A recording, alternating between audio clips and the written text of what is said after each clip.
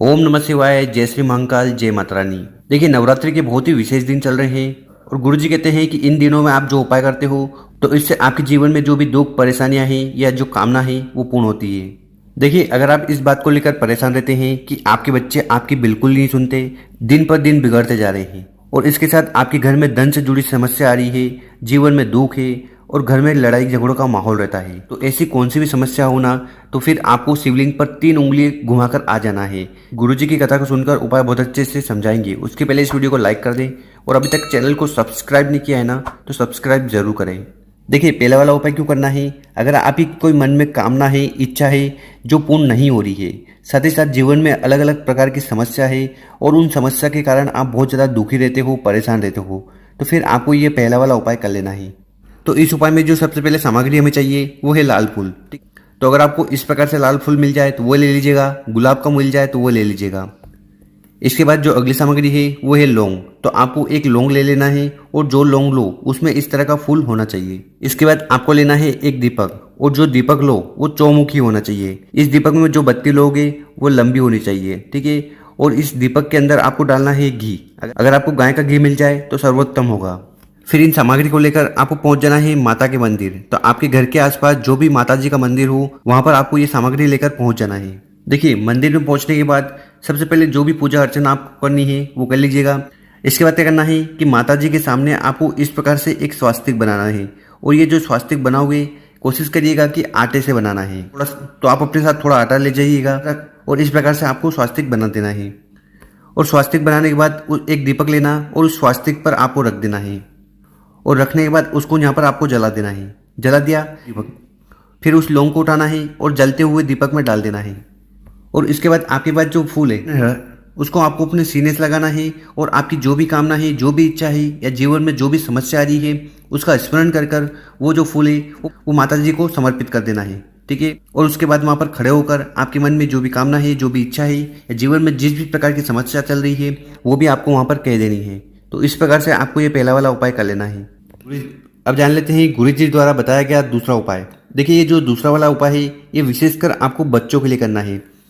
अगर आपका बच्चा आपकी बात नहीं मानता, गलत रास्ते पे जा रहा है, दिन भर मोबाइल चलाता है, पढ़ाई नहीं करता, तो मतलब कि उनकी कौन सी भी बुरी आदत है और आप चाहते हो कि वो खत्म हो जाए, तो उसके लिए आपको ये विशेषकर उपाय कर लेना है। साथ ही साथ आपके जीवन में बहुत क्लेश है, लड़ाई झगड़ों का माहौल बना रहता है, तब भी उपाय कर लेना है। और इसके साथ गुरु जी ने कहा है कि हस्बैंड और वाइफ के रिलेशन के लिए भी इस उपाय को आपको कर लेना है। तो ये उपाय कैसे करना है वो बताएंगे। उसके पहले आप अपने शुभ हाथ से 2 कार्य कर लें। एक तो इस वीडियो को लाइक कर दें और कम से कम 3 लोगों के साथ शेयर कर दें। तो इस उपाय में सबसे पहले आपको लेना है मक्खन। तो आपके घर पर मक्खन बनता होगा, नहीं बनता है तो आपको मार्केट में आसानी से मिल जाएगा। तो इस प्रकार से आपको मक्खन ले लेना है। देखिए, मक्खन 2 तरह के आते हैं। एक तो इस स्लाइस में आता है, मतलब कि इस तरह से जमा हुआ आता है, और दूसरा आता है जो तरल पदार्थ में होता है, ठीक है। तो आपके घर पर जैसा भी मक्खन हो वो आपको ले लेना है और मक्खन को लेकर आपको पहुंच जाना है माता जी के मंदिर, ठीक है। तो आपके घर के आसपास जहाँ पर भी माता जी का मंदिर हो वहाँ पर आपको वो जो मक्खन है वो लेकर चले जाना है और मंदिर में जाकर जो मक्खन है उसको आपको माता जी के सामने समर्पित कर देना है, ठीक है। और समर्पित करते समय आपकी जो भी विशेष कामना है वो कह देना है। जीवन में समस्या चल रही है वो कह देना है। आपके घर में रिलेशन अच्छे नहीं है, मतलब कि कुछ ना कुछ अनबन रहती है, तब ये उपाय कर लेना है। साथ ही साथ अगर घर में छोटी छोटी बातों पर क्लेश रहता है तब भी ये उपाय कर लेना है। और विशेषकर अगर बच्चे आपकी बात नहीं मानते, मनमानी करते हैं, गलत संगत में जा रहे हैं, पढ़ाई नहीं करते, मोबाइल ज़्यादा चलाते हैं, तो ऐसी कौन सी भी कामना या समस्या है तब भी ये उपाय कर लेना है। तो इस प्रकार से आपको ये मक्खन का उपाय कर लेना है। अब हम बात करते हैं कि मक्खन से आपको दूसरा उपाय कैसे करना है।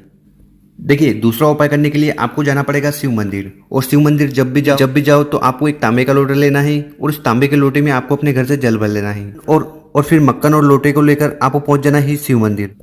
कब जाना है? देखिए, ये जो उपाय है ये आप सुबह शाम कब भी कर सकते हो, जब भी आपको समय मिले ये उपाय कर लीजिएगा। तो शिव मंदिर में जाकर सबसे पहले दक्षिण दिशा में बैठ जाना है और आपका जो चेहरा होगा वो उत्तर दिशा की तरफ होना चाहिए। और उसके बाद शिवलिंग की जो भी पूजा अर्चना आपको करनी है, जो भी चीज़ आपको समर्पित करनी है वो कर दीजिएगा। इसके बाद इस उपाय को करना है। देखिए, ये उपाय कैसे करना है ध्यान से सुनिएगा और समझने की कोशिश करिएगा।